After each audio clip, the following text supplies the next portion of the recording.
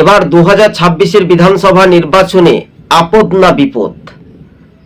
BJP কয়টি পেতে পারে, তৃণমূল কয়টি পেতে পারে, কংগ্রেস কয়টি এবং বামজোট কয়টি পাচ্ছে এবং হুমায়ুন কবির বা অন্যান্য দল কয়টি পাচ্ছে? তবে এবার যে নির্বাচনের আমরা ইতিহাসটা দেখতে পাচ্ছি এই সমীক্ষাতে উঠে আসছে, তবে একটা তীরশঙ্কু হতে পারে।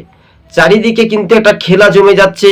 হয় চতুর্থবারের যে ক্ষমতা তৃণমূল আসবে, না কে আসবে, না কোন দল, না বামেরাই আসবে, না বিজেপি আসবে, এটাই কিন্তু একটা বলাটা একটা একেবারে চ্যালেঞ্জ হওয়ার একটা সম্পূর্ণ একটা আলাদা মন কিন্তু মানুষের গড়ে যেতে পারে।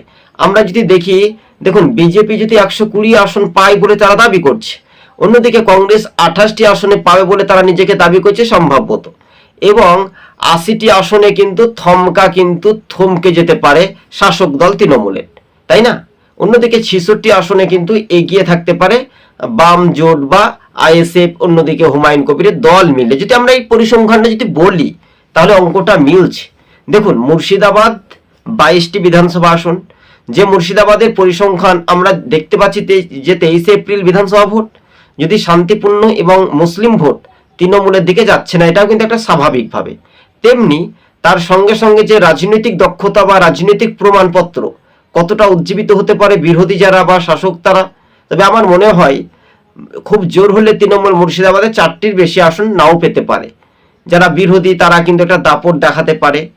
অন্যদিকে উত্তর দিনাজপুর জেলার 9টি বিধানসভা আসন, আমরা খুব সংক্ষেপে, সবটা তার বলা যাচ্ছে না, তাই না? কোন কোন আসনগুলো তৃণমূল পরাজিত হবে, পিছিয়ে থাকবে, সেই আসনগুলো বলছি। 9 আসন উত্তর দিনাজপুর জেলায়, সেখানেও তাদের কিন্তু একটা বহনি হবে বলে উত্তরবঙ্গে মনে হচ্ছে না। বীরভূমে একই সিস্টেম, সেখানে কিন্তু বিরোধীরা কিন্তু একটা মাজা মজবুত করছে 11টি বিধানসভা আসনে।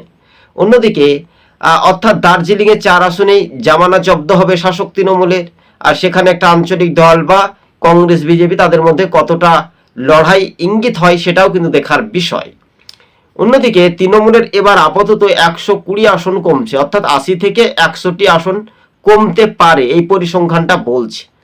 অন্যদিকে সরাসরি কিন্তু উত্তর 24 পরগনা, দক্ষিণ 24 পরগনা 31 আর 33 সেই মার্জিনটা কিন্তু কমছে। তাহলে মালদা, মুর্শিদাবাদ, উত্তর দিনাজপুর, 24 পরগনা, বীরভূম, এই 5-7টি জেলা থেকে মার্জিনটা একেবারে ধূলিসাৎ হয়ে যাচ্ছে। যেসব বড় বড় জেলাগুলি, সংখ্যাটা এটাই বলছে যে এবার আপাতত তীরশঙ্কু হতে পারে। আবার দেখা যাচ্ছে যে 77 মতো কি বামেরাই কি লাল ঝড়ের একটা গতিবেগ আনবে, কিন্তু ভোটারদের উপর পুরোপুরি নির্ভরশীল। যদি তারা বিজেপির কাছ থেকে ভোটটা কেড়ে আনতে পারে তাহলে বামেদের একটা বড় সাফল্য হতে পারে।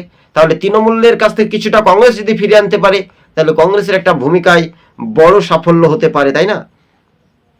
ঘটনাস্থলে সেইগুলো কিন্তু একটা ব্যাখ্যা করা হচ্ছে। তবে রাজ্য রাজনীতিতে যে একটা ভোটের বাক্সে যে একটা প্রভাব বা গতিবেগ, সেইগুলো কিন্তু একটা দেখার একটা অপেক্ষা রাখে না, তাই না? এবার কিন্তু আপাতত আমরা জানতে পারছি যে তীরশঙ্কু হতে পারে। তো সব জেলার সবই বাছাই করা খবরের আপডেটগুলো খুবই সংক্ষেপে আসে। তবে আপাতত 294 বিধানসভা আসনের মধ্যে মেজরিটি বা ম্যাজিক ফিগার 148 কার দখলে যাবে আগামী 4 তারিখেই পরিষ্কার চিত্রটা বোঝা যাবে দর্শক বন্ধুগণ।